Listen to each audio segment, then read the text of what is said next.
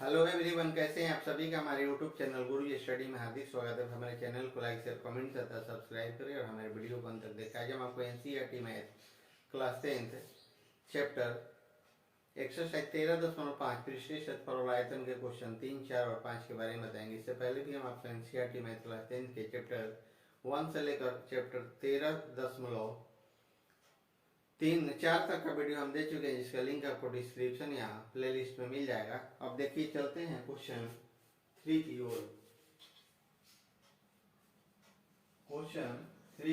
Question 3 आपका क्या कह रहा है? कह रहा है कि एक टंकी जिसका आंतरिक मापन 150 सेंटीमीटर गुना 120 सेंटीमीटर गुना 110 सेंटीमीटर है में 1,29,600 सेंटीमीटर क्यूब पानी है।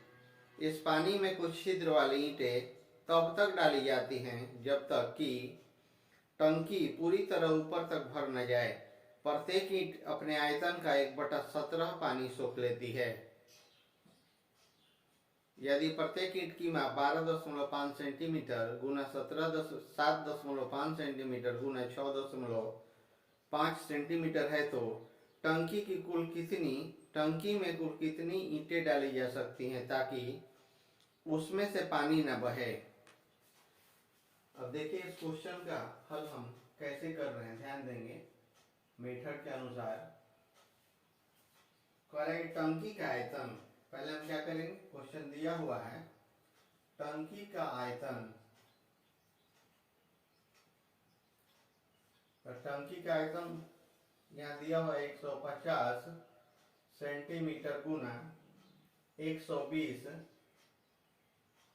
सेंटीमीटर और गुना हो जाता है आपका 110 सेंटीमीटर। तीनों को गुना करेंगे तो आ जाएगा 19,80,000 आपका सेंटीमीटर क्यूब। अगला है आपका कि मान लिया कि टंकी में n ईंट डाली जाती है। यह हो जाएगा, मान लिया कि टंकी में n ईंट डाली जाती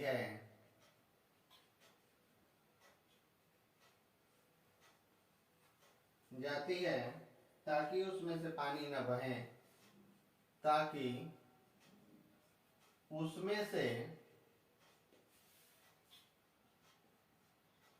पानी न बहे।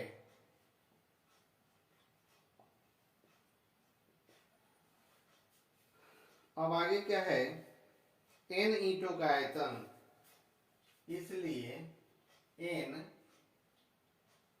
ईंटों का आयतन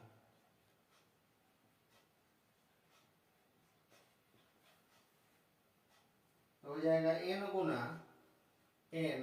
गुना दिया हुआ 22.5 गुना 7.5 गुना 6.5 आपका सेंटीमीटर क्यूब हो जाता है। तो यहाँ हो जाएगा क्या कि 1096.875 गुना पाई सेंटीमीटर क्यूब। ईंट का आयतन आपका निकल गया और टंकी का आयतन निकल गया। अब हो जाएगा कि n ईंटों द्वारा सोखे गए पानी का आयतन, n ईंटों द्वारा सोखे गए पानी का आयतन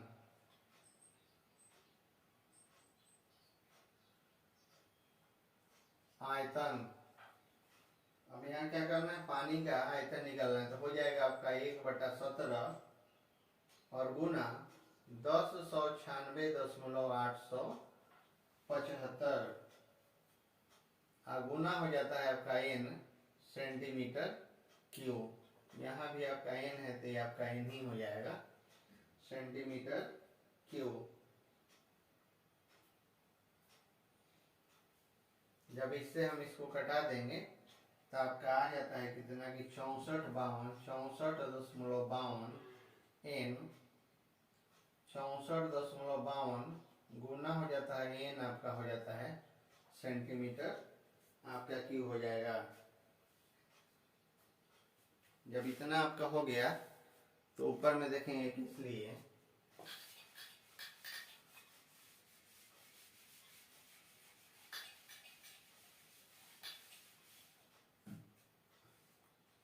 इसलिए यहाँ हो जाएगा 1096 दशमलव हो जाता है 875 गुना n प्लस 1,29,600 और माइनस हो जाता है आपका 64.52 और गुना आपका n हो जाता है, गुना n हो जाता है। यहाँ आपका आ जाएगा 1,98,19,800 बराबर क्या हो जाएगा आपका 19,80,000 आपका यहाँ हो जाता है। अब हम करेंगे कि यहाँ कि आपका 1032 दशमलव हो जाता है आपका 375 गुना n बराबर इसका आपका आधा हो जाता है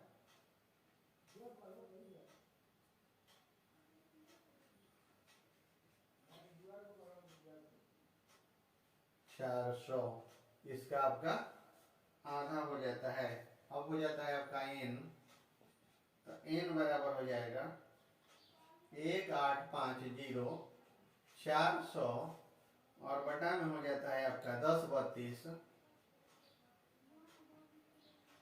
375। इससे जब हम कटा देंगे तो हो जाएगा 1792.37।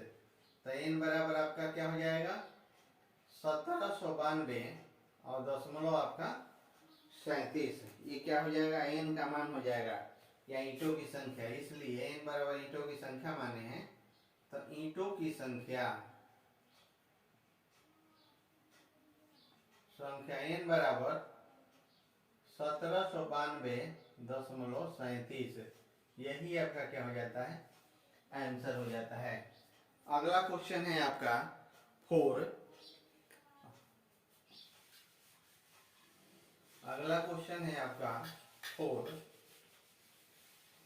यह जो चैप्टर है व्याकरण विज्ञान की दृष्टि से नहीं है, फिर भी हम इस चैप्टर को बता देते हैं। अब देखिए क्वेश्चन आपका 4 है, ध्यान देंगे कि किसी महीने के 15 दिनों में एक नदी की घाटी में 10 सेंटीमीटर वर्षा हुई। यदि इस घाटी का क्षेत्रफल 97,280 किलोमीटर स्क्वायर है तो दर्शाइए कि कुल वर्षा लगभग 3 नदियों के सामान्य पानी की योग के समतुल्य थी, जबकि प्रत्येक नदी 1072 किलोमीटर लंबी है, 75 मीटर चौड़ी है और 3 मीटर गहरी है। 3 मीटर क्या है गहरी है। अब देखिए इस क्वेश्चन का हल हम कैसे दे रहे हैं, ध्यान देंगे। बहुत कम समय में आसान शॉर्ट मेथड जब करें तीनों नदियों का, यहाँ क्या हो जाएगा तीनों नदियों का पृष्ठीय क्षेत्रफल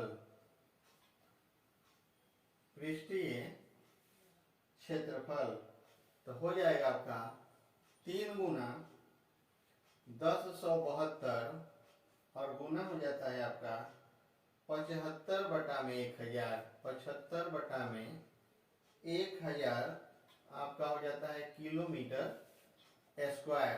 क्या हो जाएगा आपका किलोमीटर स्क्वायर हो जाता है। अब इसको हम गुना करेंगे तो आ जाएगा 2412 और बटा में आपका 10। 2412 बटा में क्या हो जाएगा आपका 10 हो जाएगा। इसलिए कि यहाँ हम गुना करेंगे तो डबल जीरो आएगा, तो डबल जीरो से यहाँ डबल जीरो खत्म हो जाएगा, या ऊपर केवल गुना करेंगे तो आपका इतना आ जाता और बटा में इतना होता तो हम खत्म कर देते। तो आ जाएगा आपका 2412 और बटा में आपका 10 किलोमीटर स्क्वायर जब 2412/10 करेंगे तो आपका हो जाएगा, भागा करेंगे तो 241.2 241.2 आपका हो जाएगा किलोमीटर स्क्वायर। यही आपका क्या हो जाएगा, तीनों नदियों में पृष्ठीय क्षेत्रफल होगा और यही आपका राइट आंसर हो जाएगा। नेक्स्ट क्वेश्चन चल रहा है 5 की ओर। नेक्स्ट क्वेश्चन आपका है 5, ध्यान देंगे। क्वेश्चन 5 बताने से पहले हमारे चैनल गुरु जी स्टडी पर जो भी नए होंगे उनसे रिक्वेस्ट है कि हमारे चैनल गुरु जी स्टडी को सब्सक्राइब करेंगे। अब देखिए क्वेश्चन आपका है 5, ध्यान देंगे। अब इससे पहले क्वेश्चन 4 में था कि तीनों नदियों का पृष्ठीय क्षेत्रफल घाटी का पृष्ठीय क्षेत्रफल है, तो कुल वर्षा तीनों नदियों के समान पानी के योग्य तुल्य नहीं थी, जितना था वो नदी के पानी के तुल्य नहीं थी। अब यहाँ क्वेश्चन 5 है, यहाँ क्वेश्चन 5 देखिए क्या कह रहा है। कह रहा है कि टीन की बनी हुई एक तेल की कुपी 10 सेंटीमीटर लंबे एक बेलन में एक शंकु के छीना को जोड़ने से बनी है। यदि इसकी कुल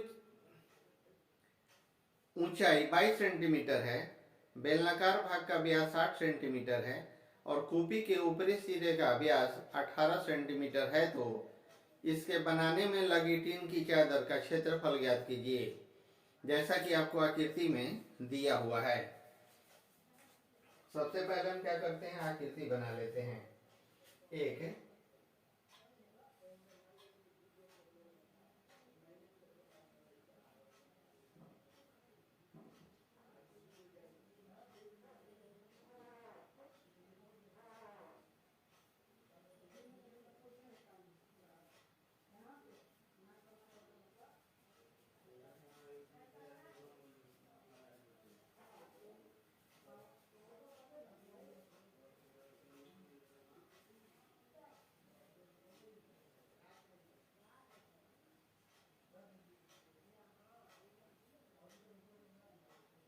और ये आपका है 10 सेंटीमीटर।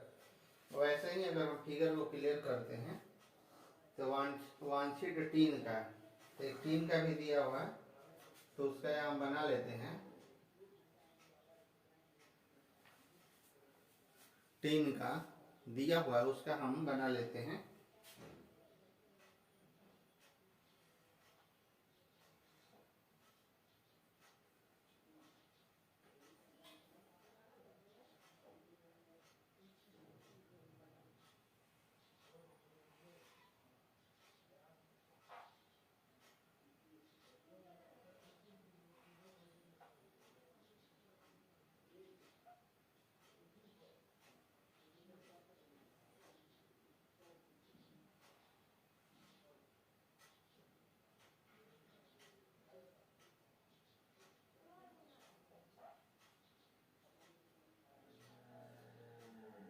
ये आपका त्रिज्या आपका 4 सेंटीमीटर है, यहाँ से आपका है 10 सेंटीमीटर और यहाँ से आपका है 12 सेंटीमीटर, जो कि 10 और 12 यहाँ 22 दिया हुआ है। ये आपका है 9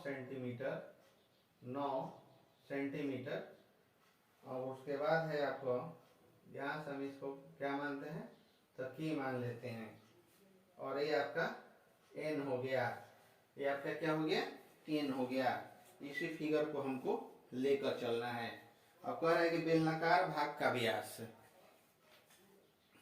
अब देखिए इस क्वेश्चन का हल हम कैसे कर रहे हैं, फिगर आप ध्यान देंगे। कह रहा है कि बेलनाकार भाग का व्यास बराबर हो जाता है आपका 8 सेंटीमीटर। ऊपरी सिरे की त्रिज्या, ऊपरी यहाँ दिया हुआ है त्रिज्या, पूरा व्यास 18 है, ऊपरी सिरे की त्रिज्या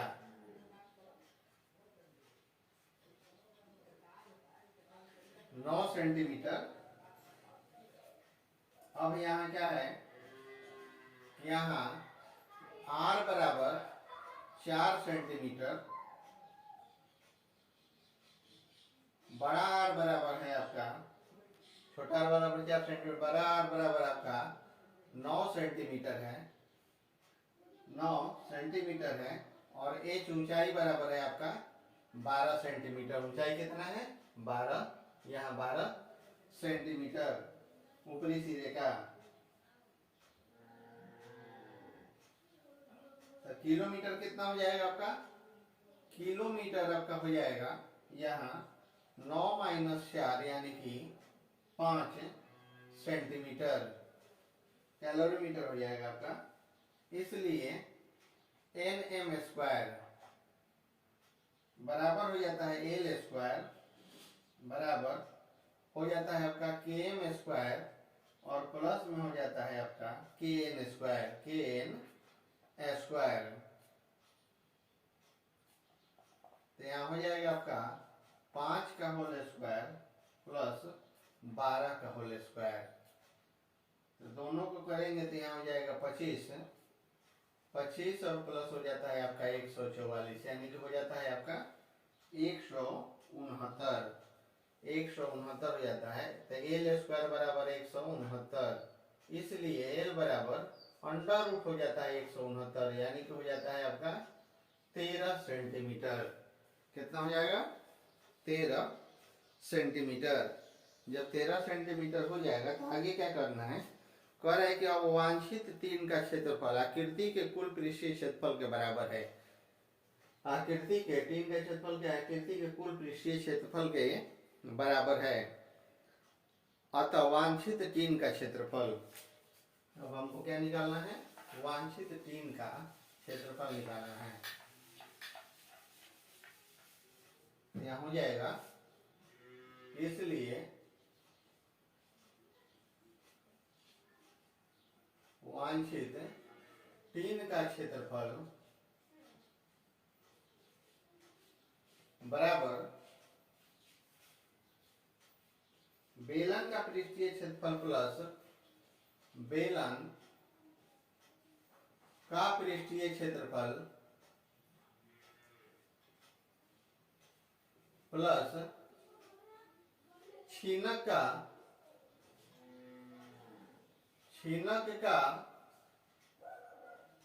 पृष्ठीय क्षेत्रफल,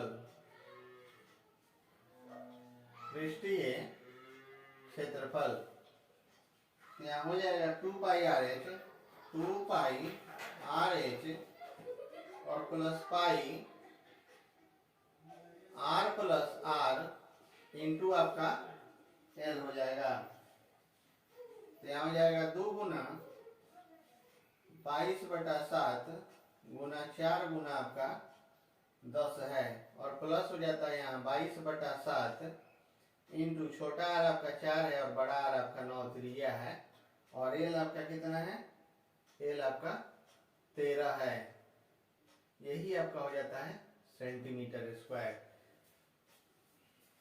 यहाँ मान रख लिए, पाई का मान आपका 22/7, आर का मान है छोटा आर का 4, ऊंचाई आपका 10 है, यहाँ दिया हुआ है। फिर पाई का मान 22/7 है, आर का मान 4 है, बड़ा आर का मान 9 है और एल है जो निकाले हैं तिर्यक ऊंचाई आपका 13 है। जब टोटल हो गया तो यहाँ हो जाएगा आपका 22/7 गुना 80 प्लस 169 सेंटीमीटर आपका स्क्वायर हो जाएगा। तो यहाँ हो जाता है आपका 22/7 गुना 249 सेंटीमीटर आपका स्क्वायर, 249 सेंटीमीटर आपका स्क्वायर है। अब यहाँ हम करेंगे क्या कि दोनों को गुना कर देंगे 22 और 249 को, तो हो जाएगा 5478 बटा में 7।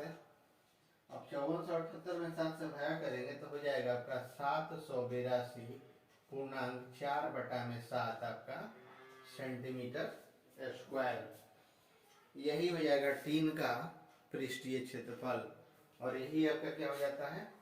राइट आंसर हो जाता है। अगर हमारा वीडियो अच्छा लगे तो हमारे YouTube चैनल गुरुजी स्टडी को सब्सक्राइब करेंगे।